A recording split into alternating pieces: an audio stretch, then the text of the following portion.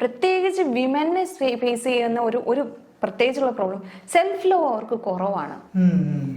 മനസ്സിലാവുന്നുണ്ടോ? അവർക്ക് self love എന്ന് വെച്ചാൽ ചില ആൾക്കാർ പഠിച്ചു വെച്ചിരിക്കുന്ന സെൽഫ് ലവ് എന്ന് പറയുന്നത് സെൽഫിഷ്നെസ് ആയിട്ട് വിചാരിക്കുന്ന ആൾക്കാരുണ്ട്. സെൽഫ് ലവ് എന്ന് പറഞ്ഞാൽ അതല്ല, സ്വയം അവരെ മനസ്സിലാക്കാനും അവർക്ക് വേണ്ടിയുള്ള സ്പേസ് കൊടുക്കാനും അവർക്ക് വേണ്ടിയുള്ള റെസ്റ്റ് കൊടുക്കാനും എങ്കിൽ ആ ഒരു നമ്മളെ തന്നെ സ്നേഹിച്ചാലല്ലേ നമുക്ക് നമ്മളെ നല്ല രീതിയിൽ നമുക്ക് കൊണ്ടുനടന്നാലല്ലേ നമുക്ക്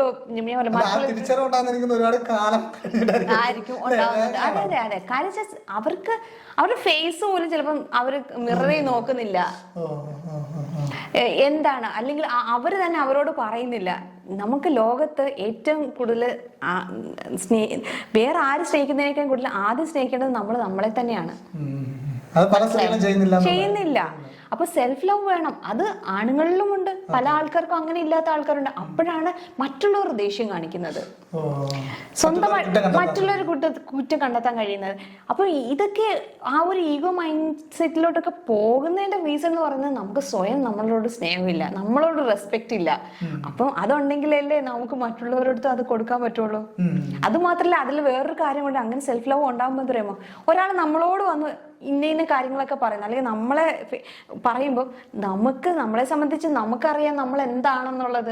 അപ്പൊ അവര് പറയുന്നതിനനുസരിച്ച് നമുക്ക് ചേഞ്ച് കൊണ്ടുവരേണ്ട ആവശ്യമില്ല. മനസ്സിലാവുന്നുണ്ട്? അല്ലെങ്കിലാണ് പതറി പോകുന്നത്, അയ്യോ ഞാൻ അങ്ങനെയാണോ ഇങ്ങനെയാണോ എന്നുള്ളത് മനസ്സിലാവുന്നത്. അതുമാത്രമല്ല, ഇനി ഒരാളൊരു ക്രിറ്റിസിസം കൊണ്ടുവന്നാലും രണ്ട് കാര്യം മനസ്സിലാവണം. ക്രിറ്റിസിസത്തിനെ തന്നെ നമുക്ക് കാണേണ്ടത് രണ്ട് രീതിയിലാണ്. ഒന്ന് ക്രിയേറ്റീവ് ക്രിറ്റിസിസം ഉണ്ട്, ഡിസ്ട്രക്റ്റീവ് ഉണ്ട്.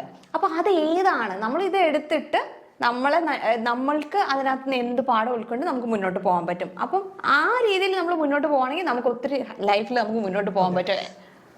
മനസ്സിലായി? അല്ലാതെ പിന്നെ ചില ആൾക്കാർ ഓക്കെ ഉയരല് എന്ന് വിചാരിച്ചിട്ട് ചില പിന്നെ ഹസ്ബൻഡ് ആൻഡ് വൈഫ് റിലേഷൻഷിപ്പിൽ തന്നെ ഓക്കെ വിമൻ കുറച്ചും കൂടെ ഇത് കുറച്ച് കാര്യങ്ങൾ ചെയ്യുന്നുണ്ട്, അപ്പൊ അങ്ങനെ ഉയരണ്ട എന്ന് വിചാരിച്ച് ചെയ്യുന്ന ആൾക്കാരുണ്ട്. തിരിച്ചും അതുപോലെ ചെയ്യുന്ന ആൾക്കാരുണ്ട്.